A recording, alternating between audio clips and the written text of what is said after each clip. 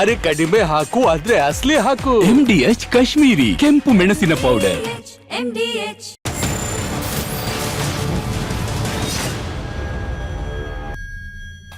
ಈಗಾಗಲೇ ಗಮನಿಸಿದಂತೆ commission bomb ಅನ್ನ ಹಾಕಿದ್ರು. ಈ ಹಿಂದೆ ಬಿಜೆಪಿ ಸರ್ಕಾರ ಇದ್ದಂತಹ ಸಂದರ್ಭದಲ್ಲೂ ಕೂಡ 40% ಕಮಿಷನ್ ಆರೋಪ, PCM ಅಭಿಯಾನ ಇಂಥದ್ದೆಲ್ಲವೂ ಕೂಡ ನಡೆದಿತ್ತು. ಆ ನಂತರದಲ್ಲಿ ಸರ್ಕಾರನೇ ಬದಲಾಗಿ ಹೋಗಿದ್ದಂತ ಅನೇಕ ಉದಾಹರಣೆಗಳನ್ನ ಕೂಡ ಗಮನಿಸಿದ್ವಿ. ಅಂತ ಗಂಭೀರವಾದಂತ ಆರೋಪ ಮಾಡಿದಂತಹ ಗುತ್ತಿಗೆದಾರ ಸಂಘದಿಂದಲೇ ಈಗ ಕಮಿಷನ್ ತಗೊಳ್ಳಲಾಗ್ತಾ ಇದೆಯಾ ಅನ್ನುವಂಥ ಪ್ರಶ್ನೆಗಳು ಮೂಡ್ತಾ ಇರೋದು. ಇದು ಬೇಲಿಯೇ ಎದ್ದು ಹೊಲ ಮೇಯ್ತಿರುವಂತಹ ಬಿಗ್ ಸ್ಟೋರಿ.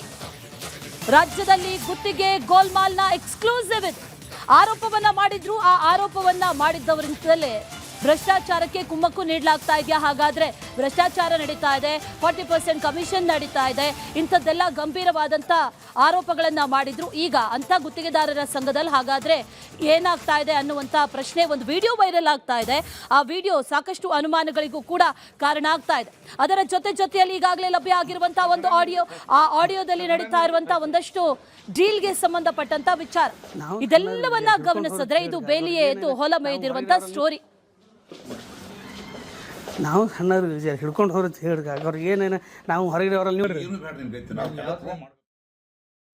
ನಾವು ಸಣ್ಣವ್ರು ಹಿಡ್ಕೊಂಡು ಹೋಗ್ರಿ ಹೇಳ್ರಿ, ಅವ್ರಿಗೆ ಏನೇನು ನಾವು ಹೊರಗಡೆ ಅವರಲ್ಲಿ ನಾವು ಸಣ್ಣವ್ರು ಹಿಡ್ಕೊಂಡು ಹೋಗ್ರಿ ಹೇಳ್ರಿ, ಅವ್ರಿಗೆ ಏನೇನು ನಾವು ಹೊರಗಡೆ ಅವರಲ್ಲಿ ಅಲ್ಲಲ್ರಿ. ಈಗ ನಾ ಏನತ್ತೀನಿ, ಈಗ 14 ಮತ್ತೆ ಇದನ್ನ ಕಮ್ಮಿ ಮಾಡ್ರಿ ಒಂಚೂರು. ಅಲ್ಲ ಪರ್ಸೆಂಟೇಜ್ ಕಮ್ಮಿ ಮಾಡ್ರಿ. ಅಲ್ಲಲ್ರಿ ಇದು ಇದ್ರಾಗಾರ ಕಮ್ಮಿ ಮಾಡ್ರಿ ಒಂಜಾರ. ನನಗೆ ಹೆವಿ ಅದ್ರಿ ಅಲ್ಲಿ. ಇಲ್ಲಿ ಕೇಳ್ರಿ, ಈಗ ನಮ್ದು ಜರ ನೋಡ್ರಿ ಜರ ಏನಂತಾರೆ. ಅಲ್ಲ ನಮ್ದು ಒಂದ್ ಜರ ಈಗ ಕಾಂಟ್ರಾಕ್ಟರ್ ಆಗಿ ನೋಡ್ರಿ ನೀವು.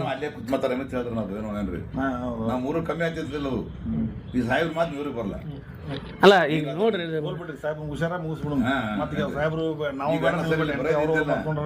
ಕಮ್ಮಿ ಮಾತಾಡ್ತಿಲ್ಲ ಹೊಟ್ಟೆ. ಈಗ ಅರ್ಧ ಕಮ್ಮಿ ಆಯ್ತು ನನಗೀಗ. ಈಗ ನಮ್ದು ಮುಗಿಸ್ರಿ ಕಾಕಾರ. ಈಗ ನಾವು ಸಣ್ಣವ್ರದಿವಿ, ಜಕ್ಕೊಂಡು ಹೋಗಿ ನೀವು ಅದೇನಂತಾರಲ್ಲ, ನೀವು ಒಮ್ಮೆ ನಮಗೆ ಇಲ್ಲಿಗೆ ಹಾಕಿದ್ರೆ ಸರ್ ಇಲ್ಲ ಎರಡು ಸರ್ ಇಲ್ಲ ನನಗೆ 2.5 ಹೆವಿ ಆಗ್ತದೆ. ಬರಾಗ 2% ಕೊಡ್ತೀನಿ ರೀ. ಈಗ ನೀವು ಅದಕ್ಕೆ 3% ಅಂದ್ರೆ ಅಣ್ಣವ್ರ ನೀವು ಹೇಳ್ರಿ ಅದ್ರಿ. ಇಲ್ಲ ನಾವು ನಮ್ದು ನೋಡ್ರಿ, ನಾವು ಸಣ್ಣವ್ರದಿವಿ ಜರ. ನೀವೇ ಹೇಳಲಿಲ್ಲ ಅಂದ್ರೆ ಮತ್ತೆ ಅಲ್ರಿ. ಈಗ ನೀವು ಅಸೋಸಿಯೇಷನ್ದವರು ನೀವು ನಮಗೆ ಹಿಡಿಬೇಕು, ಅವ್ರಿಗೆಲ್ಲ ಕಂಡೀಷನ್ ಸರ್. ನೀವು ಇವೆರಡು ಟೆಂಡರ್ ಹೊಡಿಬೇಕು ಸರ್. ನಾವು ಗುತ್ತಿಗೆದಾರರ ಬಳಿ ಕಮಿಷನ್ ವಸೂಲಿಯ ಎಕ್ಸ್ಕ್ಲೂಸಿವ್ ಇದು. ಗುತ್ತಿಗೆದಾರರ ಸಂಘದ ಗೌರವಾಧ್ಯಕ್ಷರಾಗಿರುವಂತಹ ಜಗನ್ನಾಥ್ ವಸೂಲಿಗಿಳಿದ್ರ. ಹಾಗಾದ್ರೆ ಕಲ್ಯಾಣ ಕರ್ನಾಟಕದಲ್ಲಿ ಕಮಿಷನ್ ಬಾಂಬ್ ಹಾಕಿದ್ರು ಇದೇ ಜಗನ್ನಾಥ್. ಈಗ ಗುತ್ತಿಗೆ ಹಣದಲ್ಲಿ 3% ಕಮಿಷನ್ ಕೊಡಬೇಕು ಅಂತ ಬೇಡಿಕೆಯನ್ನ ಇಡ್ತಾ ಇರುವಂತಹ ಒಂದು ಆಡಿಯೋ. ಅಂತಿಮವಾಗಿ 2.5% ಫೈನಲ್ ಆಗುತ್ತೆ. ಬಿಟ್ಟು ವಾಪಸ್ ಪಡೆಯೋದಕ್ಕೆ ಗುತ್ತಿಗೆದಾರರಿಗೆ ಆವಾಜ್ ಹಾಕ್ತಿದ್ದಾರೆ. ಗುತ್ತಿಗೆ ಸಿಕ್ಕ ತಕ್ಷಣ ಡೀಲಿಂಗ್ ಹಣವನ್ನ ಕೊಡಬೇಕು ಅನ್ನುವಂಥ ತಾಕೀತನ್ನ ಕೂಡ ಇದೇ ಆಡಿಯೋದಲ್ಲಿ ಮಾಡ್ತಾ ಇರೋದು. ಗುತ್ತಿಗೆದಾರರ ಬಳಿ ಕಮಿಷನ್ ವಸೂಲಿ ಎಕ್ಸ್ಕ್ಲೂಸಿವ್ ಇದು. ಗುತ್ತಿಗೆ ಹಣದಲ್ಲಿ 3% ಕೊಡಬೇಕು ಅನ್ನುವಂಥ ಬೇಡಿಕೆ. ಅದರಲ್ಲೂ ಅವ್ರು ಮೆನ್ಷನ್ ಮಾಡ್ತಾರೆ ಆಡಿಯೋದಲ್ಲಿ, ಈ ಹಿಂದೆ ಇದಕ್ಕಿಂತ ಜಾಸ್ತಿ ಇತ್ತು, ಈಗ ಅರ್ಧದಷ್ಟು ಆಗಿದೆ ಅನ್ನುವಂಥ ವಿಚಾರ. ಬಿಟ್ಟು ವಾಪಸ್ ಪಡೆಯೋದಕ್ಕೆ ಗುತ್ತಿಗೆದಾರರಿಗೆ ಆವಾಜ್ ಹಾಕುವಂತ ಒಂದು ಆಡಿಯೋ ಈಗ ಲಭ್ಯ ಆಗಿರೋದು. ಗೌರವಾಧ್ಯಕ್ಷ ಜಗನ್ನಾಥ್ ಹಾಗೆ ಗುತ್ತಿಗೆದಾರ ಇಬ್ರು ಕೂಡ ಸಂಭಾಷಣೆಯನ್ನ ನಡೆಸ್ತಾ ಇದ್ದಾರೆ ಅಂತ ಹೇಳಲಾಗ್ತಾ ಇರುವಂತ ಒಂದು ಆಡಿಯೋ ಈಗ ಸಿಕ್ಕಿದೆ. ಅದು ಸಾಕಷ್ಟು ಪ್ರಶ್ನೆಗಳನ್ನ ಹುಟ್ಟುಹಾಕ್ತಾ ಇದೆ. ಕಮಿಷನ್ ಆರೋಪವನ್ನ ಮಾಡಿದವರೇ ಕಮಿಷನ್ ಕೇಳ್ತಾ ಇದ್ದಾರಾ ಹಾಗಾದ್ರೆ ಅನ್ನೋ ಪ್ರಶ್ನೆಯನ್ನ ಈಗ ಮುನ್ನೆಲೆಗೆ ತಂದಿದೆ. ಮತ್ತೆ ಇದನ್ನ ಕಮ್ಮಿ ಮಾಡ್ರಿ ಒಂಚೂರು. ಅಲ್ಲ ಪರ್ಸೆಂಟೇಜ್ ಕಮ್ಮಿ ಮಾಡ್ರಿ. ಅಲ್ಲಲ್ರಿ ರಾಜ್ಯ ಗುತ್ತಿಗೆದಾರರ ಸಂಘದ ಗೌರವ ಅಧ್ಯಕ್ಷ ಎಕ್ಸ್ಪೋಸ್ ಆಗಿದ್ದಾರೆ. ಬಿಟ್ಟು ಪಡೆಯೋದಕ್ಕೆ ಹಾಗಾದ್ರೆ ಮಾಸ್ಟರ್ ಪ್ಲಾನ್ ಮಾಡಿದ್ರ ಜಗನ್ನಾಥ್.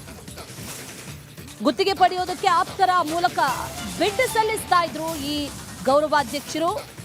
ಆ ನಂತರದಲ್ಲಿ ಬಿಡ್ ವಾಪಸ್ ಪಡೆಯೋದಕ್ಕೆ ಕಮಿಷನ್ಗೆ ಡಿಮ್ಯಾಂಡ್ ಮಾಡ್ತಾರೆ. 3% ಡಿಮ್ಯಾಂಡ್ ಮಾಡೋದು, ಫೈನಲ್ ಆಗಿ ಸೆಟಲ್ಮೆಂಟ್ ಆಗೋದು 2.5%. ತಮ್ಮ ಆಪ್ತರಿಂದಲೇ ಈ ಕಮಿಷನ್ ಕಳ್ಳಾಟವನ್ನ ಹಾಗಾದ್ರೆ ಮಾಡ್ತಾ ಇದ್ರಾ ಅನ್ನೋ ಪ್ರಶ್ನೆ ಈಗ ಕಾಡ್ತಾ ಇದೆ. ಇದೇ ವಿಚಾರಕ್ಕೆ ಸಂಬಂಧಪಟ್ಟಂತೆ ಡೀಟೇಲ್ಸ್ ಅನ್ನ ಕೊಡ್ತಾರೆ ನಮ್ಮ ಪ್ರತಿನಿಧಿ ಬಸವರಾಜ್. ನೇರ ಸಂಪರ್ಕದಲ್ಲಿ ಜಾಯಿನ್ ಆಗ್ತಾ ಇದ್ದಾರೆ. ಬಸವರಾಜ್, ಯಾರು ಆರೋಪಗಳನ್ನ ಮಾಡಿದ್ರೋ ಅವರೇ ಈಗ ಆರೋಪಿ ಸ್ಥಾನದಲ್ಲಿ ನಿಲ್ಲುವಂತಹ ಪರಿಸ್ಥಿತಿ ಬಂದಿದೆ.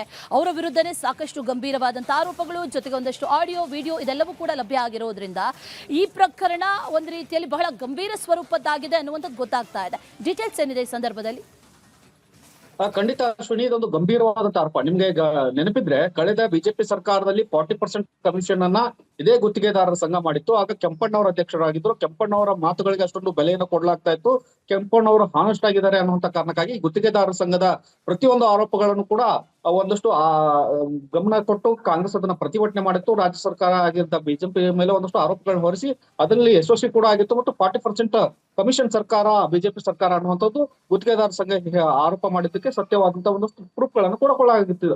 ಆದ್ರೆ ಈಗ ಅದೇ ಗುತ್ತಿಗೆದಾರ ಸಂಘದ ಮೇಲೆ ಈಗ ಕಮಿಷನ್ ಆರೋಪಗಳು ಬರ್ತಾ ಇದಾವೆ. ಈಗಿರ್ತಕ್ಕಂತಹ ಗೌರವ ಅಧ್ಯಕ್ಷರಾಗಿರ್ತಕ್ಕಂಥ ಜಗನ್ನಾಥ್ ಅವರು ಒಂದಷ್ಟು ಗುತ್ತಿಗೆದಾರ ಬಳಿ ಕಮಿಷನ್ ಕೇಳ್ತಾ ಇರ್ತಕ್ಕಂಥದ್ದು. ಈಗಾಗಲೇ ಅವರು ಸಚಿವರನ್ನ ಮತ್ತು ಶಾಸಕರನ್ನ ಗುರಿಯಾಗಿಸುವ ಒಂದಷ್ಟು ಆರೋಪಗಳನ್ನ ಈ ಹಿಂದಿನಿಂದನೂ ಮಾಡ್ತಾ ಇದ್ದಾರೆ. ಕಳೆದ ವಾರವಷ್ಟೇ ಅವರೊಂದು ಪತ್ರಿಕಾಗೋಷ್ಠಿ ಮಾಡಿ ಎಲ್ಲಾ ಶಾಸಕರು ಮತ್ತು ಸಚಿವರು ಪ್ರತಿ ಗುತ್ತಿಗೆಯಲ್ಲೂ ಕಮಿಷನ್ ಕೇಳ್ತಾರೆ ಅನ್ನುವಂತ ಗಂಭೀರವಾದಂತಹ ಆರೋಪವನ್ನು ಮಾಡಿದ್ರು. ಅದರಲ್ಲೂ ಕಲ್ಯಾಣ ಕರ್ನಾಟಕದಲ್ಲಿ ಕಮಿಷನ್ ಕೊಡದೆ ಹೋದ್ರೆ ಶಾಸಕರು ಗುದ್ದಲಿ ಪೂಜೆಗೆ, ಭೂಮಿ ಪೂಜೆಗೆ ಬರೋದಿಲ್ಲ ಅನ್ನುವಂತ ಒಂದು ಗಂಭೀರ ಆರೋಪವನ್ನು ಮಾಡಿದ್ರು. ಈಗ ಗುತ್ತಿಗೆದಾರರ ಒಂದು ಆಡಿಯೋ ರಿಲೀಸ್ ಆಗಿರ್ತಕ್ಕಂಥದ್ದು ಬಹಳ ಪ್ರಮುಖವಾಗಿ ಇದೇ ಜಗನ್ನಾಥ್ ಅವರು ಗುತ್ತಿಗೆದಾರರ ಬಳಿ ಕಮಿಷನ್ ಕೇಳ್ತಕ್ಕಂಥ ಒಂದಷ್ಟು ಆರೋಪಗಳು ಬರ್ತಾ ಇದಾವೆ.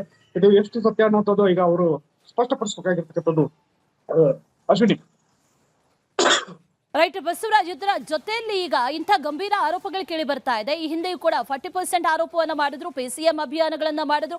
ಆ ನಂತರದಲ್ಲಿ ಖುದ್ದು ಕಾಂಗ್ರೆಸ್ ಸರ್ಕಾರದ ವಿರುದ್ಧವೂ ಕೂಡ ಕಮಿಷನ್ ಕೇಳಲಾಗ್ತಾ ಇದೆ ಅನ್ನುವಂತಹ ಆರೋಪವನ್ನ ಮಾಡಿದಂತ ಗುತ್ತಿಗೆದಾರರ ಸಂಘ ಈಗ ಆ ಸಂಘದ ಗೌರವಾಧ್ಯಕ್ಷರೇ ಎಲ್ಲ ಒಂದ್ ಕಡೆ ಆರೋಪಿ ಸ್ಥಾನದಲ್ಲಿ ನಿಂತಿರೋದ್ರಿಂದ ಅವರ ವಿರುದ್ಧ ಹಾಗಾದ್ರೆ ತನಿಖೆಗಳಾಗುತ್ತಾ? ಇದ್ರ ಬಗ್ಗೆ ದೂರು ಸಲ್ಲಿಕೆ ಏನಾದ್ರೂ ಆಗುವಂತ ಸಾಧ್ಯತೆಗಳಿದೆಯಾ?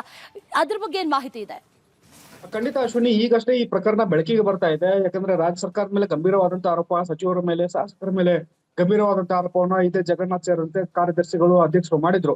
ಈಗ ಈ ಆಡಿಯೋ ರಿವೀಲ್ ಆಗಿರೋದ್ರಿಂದ ಸಾಕಷ್ಟು ಸಂಚಲನ ರಾಜ್ಯ ರಾಜಕೀಯದಲ್ಲಿ ಸೃಷ್ಟಿ ಮಾಡುತ್ತೆ. ಯಾಕಂದ್ರೆ ಗುತ್ತಿಗೆದಾರ ಸಂಘ ನಾವು ಮಾಡಿರೋ ಕೆಲಸಕ್ಕೆ ಕೂಲಿ ಕೇಳ್ತಾ ಇದ್ದೇವೆ ಅನ್ನುವಂತ ಮಾತುಗಳನ್ನ ಹೇಳ್ತಾ ಇದ್ರು. ಈಗ ಕೂಲಿಯ ಜೊತೆಗೆ ಕಮಿಷನ್ ಅನ್ನು ಕೇಳ್ತಾ ಇದ್ರೆ ಅನ್ನೋಂತ ಒಂದು ಹೊಸದಾಗಿ ಆರೋಪ ಬಂದಿರ್ತಕ್ಕಂಥದ್ದು. ಸಹಜವಾಗಿ ಆಡಿಯೋ ಸಿಕ್ಕಿರೋದ್ರಿಂದ ಆಡಿಯೋ ಮೇಲೆ ತನಿಖೆ ಆಗೇ ಆಗುತ್ತೆ. ಇದು ಯಾರ ಬಳಿ ತನಿಖೆ ಕಮಿಷನ್ ಕೇಳ್ತಾ ಇದ್ರು, ಯಾತಕ್ಕಾಗಿ ಕೇಳ್ತಾ ಇದ್ರು, ಇವರೆಲ್ಲ ಇದು ಒಂದನ್ನೇ ವಿಚಾರಕ್ಕೆ ಕೇಳ್ತಾ ಇದ್ರೆ. ಈ ತರದ ಎಷ್ಟು ಪ್ರಕರಣಗಳಿದಾವೆ, ಎಷ್ಟು ಜನ ಸಂತ್ರಸ್ತರಿದ್ದಾರೆ ಅನ್ನುವಂತ ಎಲ್ಲಾ ಆಯಾಮಗಳಲ್ಲಿ ತನಿಖೆ ಮಾಡ್ಬೇಕಾಗುತ್ತೆ. ಹೀಗಾಗಿ ಆ ಸಂತ್ರಸ್ತರು ಕೂಡ ತನಿಖೆಗೆ ಒತ್ತಾಯಿಸ್ತಾ ಇದ್ದಾರೆ. ಈಗ ಆಡಿಯೋ ರಿವೀಲ್ ಆಗಿರೋದ್ರಿಂದ, ರಿಪಬ್ಲಿಕ್ ಕನ್ನಡದ ಮೂಲಕ ಜಗಜ್ಜಾಹೀರಾತಾಗಿರೋದ್ರಿಂದ ಸಹಜವಾಗಿ ರಾಜ್ಯ ಸರ್ಕಾರ ಕೂಡ ಗಮನಿಸುತ್ತೆ. ಇದಕ್ಕೊಂದು ಪ್ರಕರಣದ ವಿಚಾರವಾಗಿ ತನಿಖೆಯು ಕೂಡ ಆದೇಶ ಮಾಡುವಂತ ಸಾಧ್ಯತೆಗಳು ಈ ಸದ್ಯಕ್ಕೆ ಕಾಣಿಸ್ತಾ ಇದಾವೆ. ಅಶ್ವಿನಿ, ರೈಟ್ ಬಸವರಾಜ್, ಇದರ ಜೊತೆಯಲ್ಲಿ ಈಗ ಗಮನಿಸ್ತಾ ಇರುವಂತಹ ವಿಚಾರ ಅಂತಂದ್ರೆ ಈ ಆಡಿಯೋದಲ್ಲಿ ಕೇಳಿ ಬಂದಿರುವಂತ ಒಂದಷ್ಟು ಅಂಶಗಳು ಈ ಹಿಂದೆ ಇದಕ್ಕಿಂತ ಡಬಲ್ ಇತ್ತು ಅನ್ನುವಂಥ ವಿಚಾರ, ಅದರ ಜೊತೆಯಲ್ಲಿ ನಾವು ಸಾಹೇಬ್ರೆ ಕೊಡಬೇಕು ಅನ್ನುವಂಥ ವಿಚಾರ, ಇದೆಲ್ಲವೂ ಕೂಡ ಎಲ್ಲೋ ಒಂದ್ ಕಡೆ ಇದ್ರ ಹಿಂದೆ ಬೇರೆಯವರು ಇದ್ದಾರೆ ಅಥವಾ ಯಾರು ನಡೆಸ್ತಾ ಇದ್ದಾರೆ ಅನ್ನುವಂಥ ಒಂದಷ್ಟು ಪ್ರಶ್ನೆಗಳು ಕೂಡ ಕಾಡ್ತಾ ಇದೆ.